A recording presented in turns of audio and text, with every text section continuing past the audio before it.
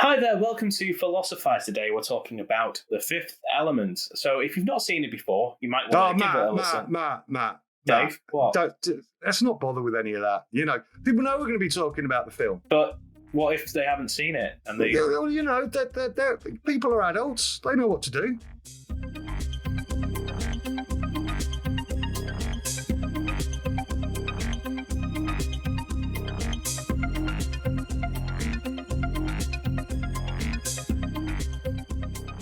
Hi there, Matt. How are you doing, mate? I'm okay. How are you, Dave? I am super duper. Thank you for asking. So, we're back at the philoscifiz podcast, and this time it is The Fifth Element, your choice of film. So, It was. do you want to kick off and tell us why you chose this? I chose this because it's really unique, fun, sci-fi action film that I like. That's it. I just like this film. That's it? Yeah, I like this film. Well, I liked it too, Matt. I know this film. I remember it when it came out. I remember seeing it when it came out. It was very different, felt very different at the time to what else was around. It's bright, it's zangy. I mean, it threw people. Yeah, it was a sci-fi film, but it threw people because it kind of didn't sort of follow all of the normal sci-fi tropes that everybody was really expecting, and really divided audiences. I loved it. I thought it was excellent. It's just got a great sense of life about it. It's vital, it's vivacious, it's bright, it's colourful, it's exciting, it's silly, it's profound. Aziz, light! Aziz, light. Good. We start again. When the three planets are in eclipse, the black hole like a door is open. Evil comes, spreading terror and chaos. See the snake, Billy. The ultimate evil. Make sure you get the snake. Yes, I've got your snakes. I got all the snakes. So when is this snake act supposed to occur? Huh? Well, if this is the 5, and this is the 1...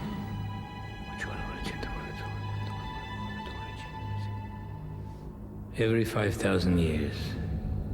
So I've got some time. So, Dave, would you have bet that I would be the one to pick our first French film?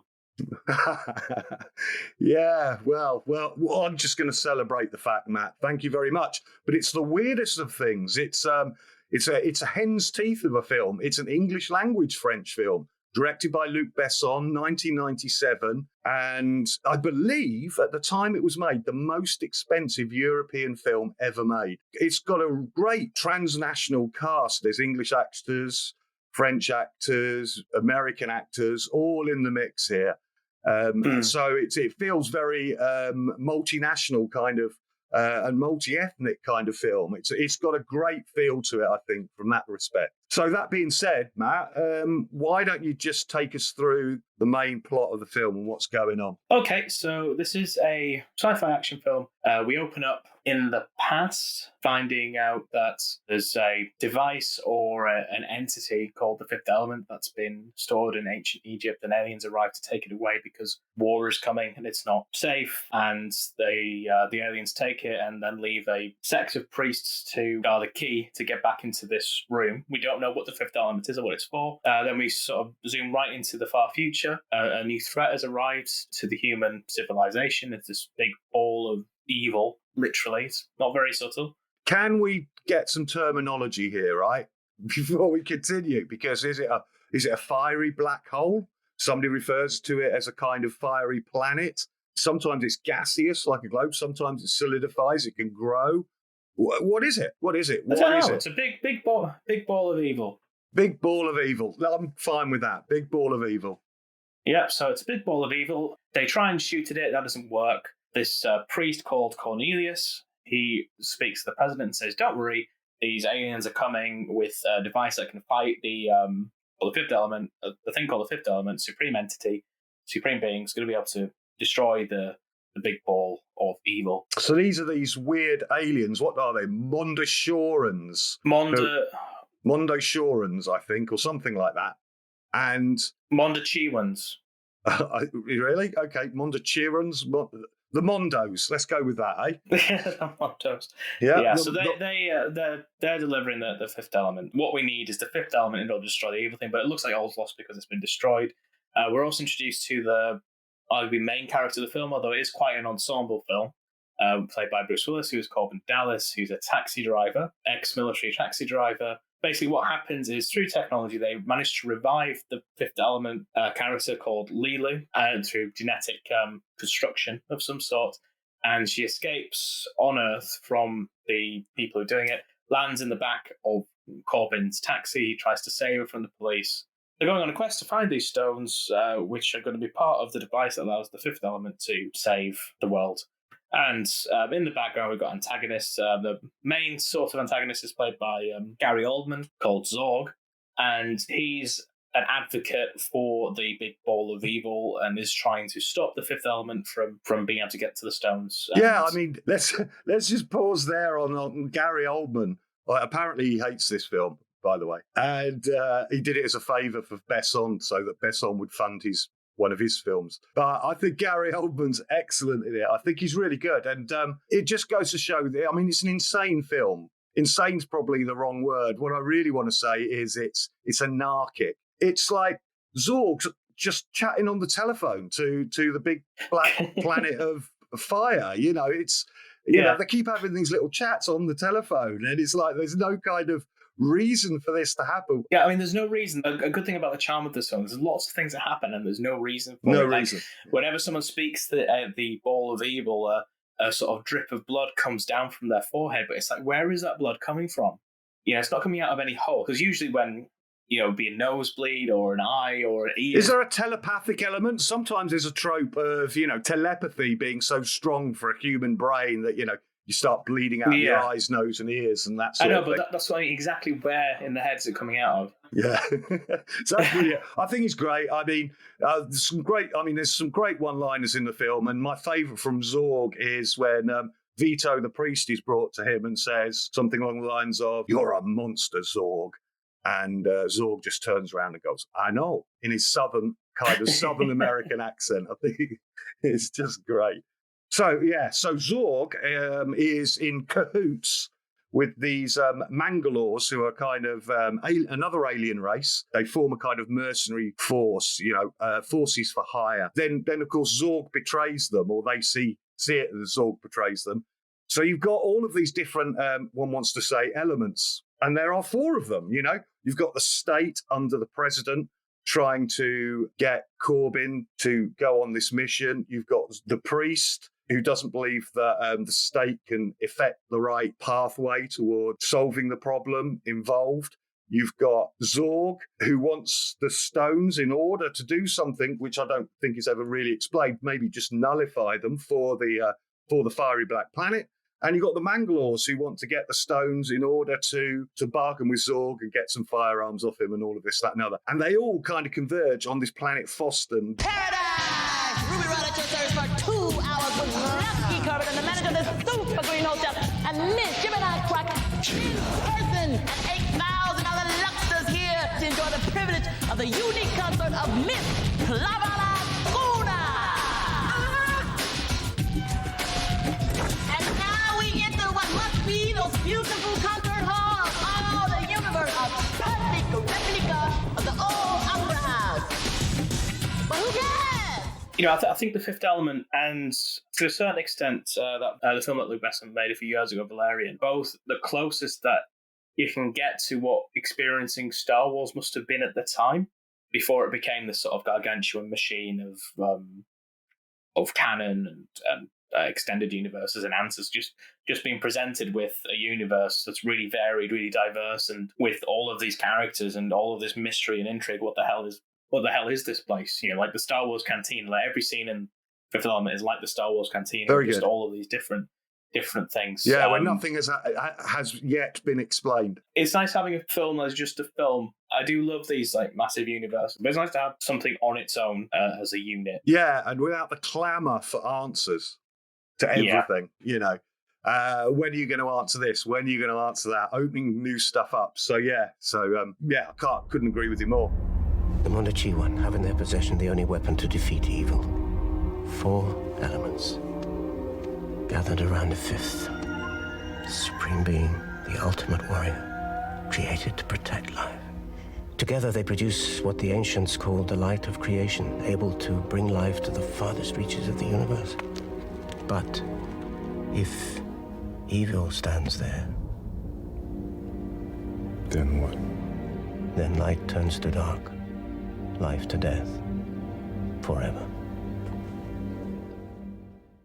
Let's start talking about some aspects of the film first of all. So we've talked a lot about four elements and then the fifth element. So, you mentioned at the beginning of the film that I think it's set in 1914, with a typical kind of cliched scientist going into a pyramid or something like that, a tomb of some kind, and discovering these symbols and these kind of like narratives chiseled into the stone. And you've got the sign of four elements: water, fire, earth, and air. And they kind of all surround this fifth element, which has kind of got a human-esque body that kind of resonates out. And the scientist kind of like realizes that there's some kind of war and evil. Is it symbolic? What does it mean? But unbeknownst to him, there's a kind of ancient priest, handed down time immemorial, over about 5,000 years, keeping an eye on it, who knows what's going on. So let me ask you, what's going on? Water, fire, earth, and air elements. That's quite an ancient way of thinking about the way in which the world is organized. And equally, a fifth element, question mark? What's your take on all of that? So I like it. Just the idea of a fifth element. It's like the fourth side of a triangle. It's this idea that we think we understand everything. So that's sort of the limits of human knowledge. You've got the earth, wind, fire, whatever. Those are the elements. And then suddenly there's this X that turns up, and suddenly it not only is something we didn't know, but it's something that forces us to change the way that we look at the world. Humanity gets the four, but doesn't know about the fifth. And the fifth is the one that allows us to continue living because it saves us from evil. So that's saving us from evil. Water, fire, earth, and air, they're kind of like the elements that we need to live. Yeah, they're not just neutral components of the universe under these systems. They are vital life forces. Yeah, they're the things that we're composed of, the world's composed of, and they give life to humanity. So the big fiery black hole planet globy thing that's tearing towards Earth later on, yeah, is there to what? Suck that away, to suck out the water, to suck out the fire, to suck out the earthness of the earth, to take the air, to take, not just kill human life. It's a ball of destruction that's just going to take away life. And the fifth element's, if you like, the X factor that can defeat this kind of object that is not known to even be a threat until it is. The four elements are a bit neutral in this, and you've kind of got a choice of does goodness stand there, so the fifth element, in which case you get this force of life, but if evil stands there, that's the threat. It's not just the destruction of the earth, it's that if they get to this machine, itself will create death and destruction. So maybe the life-giving element is the fifth element, and that forces the elements to work in a certain way, whereas the evil blob brings the destruction also through the elements. Life, which you so nobly serve, comes from destruction, disorder, and chaos. Now take this empty glass. Here it is, peaceful, serene, boring. But if it is destroyed, look at all these little things. So busy now. Notice how each one is useful. What a lovely ballet ensues, so full of form and color. Now, think about all those people that created them. Technicians, engineers, hundreds of people who will be able to feed their children tonight so those children can grow up big and strong and have little teeny-weeny children of their own, and so on and so forth, thus adding to the great chain of life. So the evil planet is approaching from a long, long distance away. Does it have a cycle? Does it go around killing lots of other civilizations in other star systems? and other galaxies.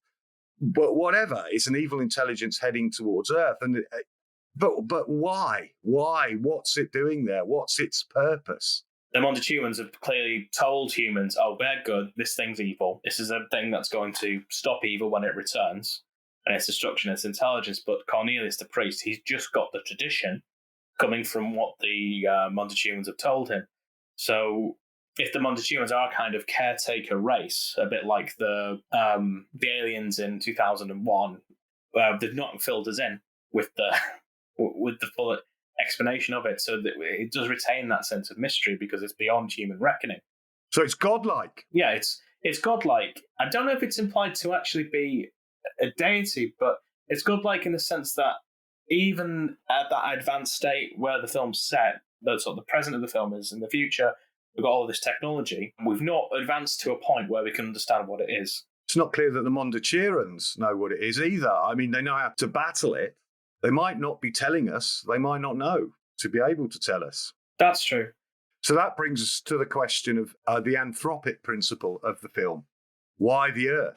You know, obviously, we've seen 3 different sets of aliens. So the Mondos that you referred to, we've got the Mangalores, we've got the Diva, Pavalaguna, who is another kind of alien. So there are obviously lots of different alien races out there that we interact with on a basis which is no longer surprising. And the Mondachumans trust the Diva more than they trust the humans as well, which is an important Yeah, point. exactly. So, this idea that the evil planet is coming for the Earth, it's not coming for that whole galaxy. It's heading direct to Earth. It's passing by probably other planets in order to come to Earth and come to deal with Earth. That's the most interesting question for me. Why the Earth? And I've got 2 kinds of moments in the film that I think allude to this question. When Vito Cornelius, the priest who's the legacy holder of the defeat of the evil planet, is taken to Zorg's office. There's a bit of a conversation about, Zorg as being an industrialist and Vito trying to save the Earth. But the crucial point, I think, is when Zorg shares his philosophy. And what he does is he smashes a glass and he says something along the lines of, life comes from destruction and chaos. Here we go. I've destroyed this glass. Now look what happens. And these little kind of technological robots come out and start clearing up, and one with a sweepy brush and one, sort of like pushing things around. And he calls it a lovely ballet. And he's not just referring to these 2 or 3 machines that are clearing up, but he talks about the engineers and technicians behind this who designed all of these things, who can now feed their children because we need this. And he talks about, there's a great chain, and it's all based upon, if you like, destruction, and he ends with a little destruction encourages life. So that's one kind of response to why the fiery black planet's coming. Yeah, but I mean it's an extinction event, annihilation event. So you're kind of lured there to looking back to is it 5 previous mass extinctions of the planet? Because the evil planet, as we alluded to before, it's not just after the humans, it's after fire, earth, air, water. It's sucking the life out of the whole planet, life from beginning to end in every way, shape or form. But then there's another statement, and this one comes towards the end of the film. And again, it's another very striking scene. If the first one's played for comedy with Zorg, the second one is it's diametrical opposite. And it's towards the end. They've escaped the exploding Paradise Hotel. And Leeloo fires up a little telescreen, and you get this montage of horror, the Nazis, Vietnam, ending with, of course, the apocalyptic event par excellence, the Hiroshima, Nagasaki explosions. And she's looking at the screen in horror. It's beautifully played. It's very restrained as well, because you just get cutting backwards and forwards between the images and her face, and a tear on her cheek, looking at this devastation that humanity does to itself. And she doesn't say anything at the time, but come to if you like, the denouement of the film, when everyone's running around trying to work out how to get the machine that is this 5 elements working to destroy the planet, she asks a kind of question. what's the use of saving life when you do what you do with it? Yeah, which is kind of the inverse principle of Zorg. So on one hand, Zorg's got this kind of beyond good and evil, destruction and life are implicated within each other in the same way that when a forest burns down, it grows stronger later, kind of a human, not an individual human, but a non-human, non-humanistic view of the world. Whereas hers, and the way in which she posits it is totally from, the human point of view. When you look what you do to the world, to each other, why are you worth saving? Why are we even going through all of this adventure and all of this horrors that we're going through personally? Yeah, when there's this eternal recurrence, so another Nietzsche of horror that's just going to repeat and repeat forever and ever and ever.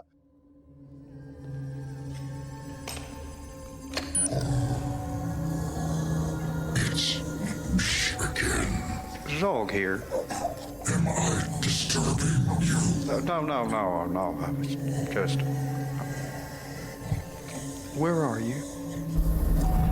Far now. Good. How are the stones? Fine. Just fine. I'll have the 4 stones that you asked for any time now, but it wasn't easy. My costs have tripled. Money is of no importance. I want stones. Here. I'll see to it personally. I will be among you soon. I'm not sure if Zorg's necessarily representing what the evil planet actually wants. It's his justification on it. It's still actually quite humanistic. His metaphors like this creates jobs. I have destruction that creates jobs. And, it's good for life to be shaken up a bit. So I don't know if he wants human life totally destroyed, if that's what his understanding of what will happen is. And I think that, the fact that Leeloo sort of has that wobble and is sort of like, well, what's the point of doing this? I mean, she's kind of coming across to the, if not the evil side, certainly a neutral side of saying, well, I might as well just let the evil thing do it anyway. What is the point of fighting against evil? What's the point of doing this thing if humanity, if life is just full of evil anyway? All this does is delay destruction in a sense. The people are more close to what she associates with the evil power rather than with herself. And I think, to me, it's a bit like a sort of an old Star Trek sort of thing of that, the Fifth Element and the Mondachihans, and perhaps whoever told the Mondachihans about it, if it's not them battling the evil planet themselves. But this idea that humanity is developing and it's not there yet, it's not at the point where it's going to understand it, because ultimately the test and the failed test of humanity is at the beginning, where they're able to be advanced enough to discover the evil planet before it gets to Earth, and they shoot it, and that makes it more powerful. Violence begets violence. As the priest says. The priest makes that point absolutely. So it's that sort of, we're not yet the United Federation of planets, super beings who are fully evolved, and it's a bit like the Star Trek: The Next Generation and Q. That sort of dynamic of you're not advanced enough yet, and you do not understand the universe enough. You're not able to respond in a fully developed, civilized way to what's going on, or even to understand it. So ultimately, the understanding that they've got is still, it's good versus evil, us versus them. All Korben can say in response is, love's nice. Yeah, all right. Look, why we're doing all this destruction? At least we fall in love. And then she say, okay, fine. And then she sort of gives it another go. I want to push you on this. I was talking to those 2 points as both getting away from the good and evil. I mean, I don't disagree with that. I'm saying humanity's understanding of it is good versus evil. Right. Because ultimately what Korben thinks about the situation is mainly directed from what the priests told him and what Leeloo's told him, and that is pitched in terms of good, evil, us versus them. Zorg's got a beyond good and evil sort of Nietzschean perspective on it. All there is creation and destruction. There is no morality. His position's that we don't know what the evil planet's position is, other than it exists and wants to be and wants to destroy and doesn't, and it is sort of competing for this place in this machine. But I mean, going back to your original question, why Earth? I think it's very specifically why Earth. You called it the anthropic point of the whole film, but I'd say it's more Terra-centric, because humanity is only special because the machine's on Earth, not the other way around. It's not something humans know about. It's just we happen to be on the planet that's got the machine that that can be used against evil, and that the evil planet can use against the universe. Yeah, I mean, that's a fair point. I mean, the anthropic principle is something that scientists use, but even that's kind of like human-centric, isn't it? But you're right. Yeah, it's Terra-centric. So go on then. Why us? I'd say why humanity, because they happen to be on the planet where the machine is. So it's pure contingency? I mean, I don't think the film wants us to speculate on this, really. It's not. I don't care what the film wants. Yeah, I know, but it's just sort of this mythic thing. All I think we conclude on the basis of what the film presents is that the machine is there. Because the machine is there, the evil planet wants to be there, because on the one hand, the machine can be used against it, and on the other hand, the machine can use it against its enemy. Oh, right. Okay, that's very good. Yeah, so the machine is there for whatever reason. Presumably, it's been there since Egyptian times. But it's got to be somewhere in order to defeat it. It's not just a thing that can destroy it. It also attracts it, is what you're saying.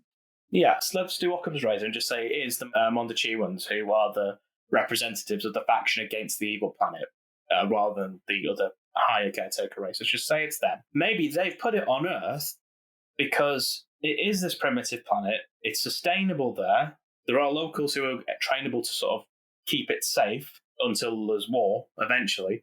But ultimately, it's not on their planet because they don't want it on their planet in case they mess up and the evil planet comes and destroys them. Rather than the humans being the sort of apex predator in this, or the first world country, really, where the smaller territory that's been played off between two larger factions. Yeah, we're the stooges. We're the ones left holding the can. We're the cannon fodder. And the Montagues clearly haven't got much respect for humanity, because otherwise they would have made this really clear.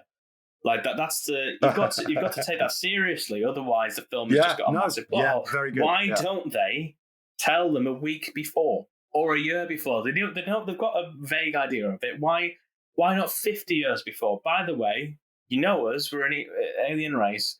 There's this big alien evil planet that's going to turn up and it's going to try and destroy you. We've been hanging around your planet for a few thousand years. We've got a machine there that's going to help it. I mean, I guess it's because it's just they don't trust us not to side with the evil planet. They have no trust for us at all. They train this cult of cult's probably not fair. This sect of priests to keep an oral tradition about it's written as well, but to keep a tradition about what's going on, and those are the people who caretake for the machine. I think you just said something that I think is very interesting, and I think there's evidence to support it within the film. They don't know if we would side with the evil planet, whatever that might mean. Yeah, whatever that might mean, and we know there's an element in that because that's exactly what Zorg's doing. I mean, what does Zorg expect? To be the single survivor on a burning ember? No, there must be something else that he's getting, some other kind of, glorious kind of ascension or something like that. There's something he's got to be wanting, not just his nihilism, the nihilism that he's going to be part of this destruction as well. I mean, that would be, but then again, that would be another reading of the film. He's absolutely willing to die and be part of the great extinction in order to call forth this great annihilation, the sixth extinction or whatever. The wall is closing! Here is your mission now. Pass your knowledge to the next priest as it was passed on to you. I will do as you command, but please hurry. You still have time. Time not important, only life important. So Matt, anything else that we didn't get to talk about that you'd like to nod your head to about the film? It's just really common on how the film subverts expectations. You mentioned it was controversial, but one of the most interesting things is that Zorg and the protagonists are never, ever in a room together. The bit closest they come to it is when they just pass each other Oh, in the like lifts. one comes out of a lift and the other one's going into the lift. That's the closest they ever get. They're not even aware of each other as antagonistic towards each other. I must have seen this film 5 or 6 times, and twice very recently. And just goes to show that didn't jump out at me. But you're, you know, it had to be pointed out to me as well. There we go. Cool. So again, we need this person to do this podcast rather than you and me then. But the crucial point is, right, at least from Bruce Willis's, from Korben's perspective, he doesn't really know Zorg exists. I mean, it's not just the closest you get is the priest and Zorg have a meeting, and it's arguable whether the priest really knows what's up there. They're both kind of just playing poker with each other. Yeah, not really knowing the desires of the other. Yeah, absolutely. So, you know, the priest knows that Zorg's interested in the stones, and Zorg knows that the priest knows stuff about the stones, but that's it. And Bruce Willis has never on screen told who Zorg is or even Zorg's problem. I mean, I think that speaks to the ensemble nature of the film, because it's very easy to see this as a Bruce Willis film. But you've got Korben. He's a kind of sent on a mission, almost out of habit. Yeah, I mean, it's just his habitual way of being in the world. You've got Leeloo, who is reconstituted for this job. You've got Zorg, who's somehow involved in his own way. You've got Vito as a kind of continuation of a tradition. You've got Ruby Rod, who's caught up in events. With his rapid fire kind of like modernist joking going throughout the whole film. These are the kind of like players on the board. The mercenaries as well are a separate faction. Yeah, the mercenaries. Yes, absolutely. Good point. And as we referred to, the Mondo Shorians or whatever, they've got their own pieces in the game as well. And it's almost like no one really knows what anyone else is up to. Yeah. And I think that the most iconic moment in the film for me about that is when Zorg manages to disable his bomb. Yeah. So Zorg's aligned with the Mondalors. It's an uneasy alliance, but he's clearly hired them. He's training with them. They then set off their own bomb. And that just sort of raises questions. But wait, are they actually part of another faction that's also interested in the stones? Or have they just done that out of spite? Was that a cultural thing? What's going on there? It's sort of ensemble factions as well as an ensemble cast. Yeah, and an ensemble plot. What's kind of in the Aristotelian tradition is everything adds up, and there's a certain like beginning, middle, and end, and all of the moments are there logically for another moment. And it's almost one of those mantras that people talk about. That if it's not part of the plot, what's it doing there? That kind of idea of storytelling is broken all the time, but Tarantino does it in his way, with kind of sparring off in conversations. I mean, it's like Tristram Shandy, one of the first novels, just keeps having these massive detours and going off in lots of different directions and then kind of coming back. And it begs the question. In a sense, it's more realistic in this way, yeah? Because we all as people don't really know the desires and wants of other people and really what they're after and why they're asking these questions.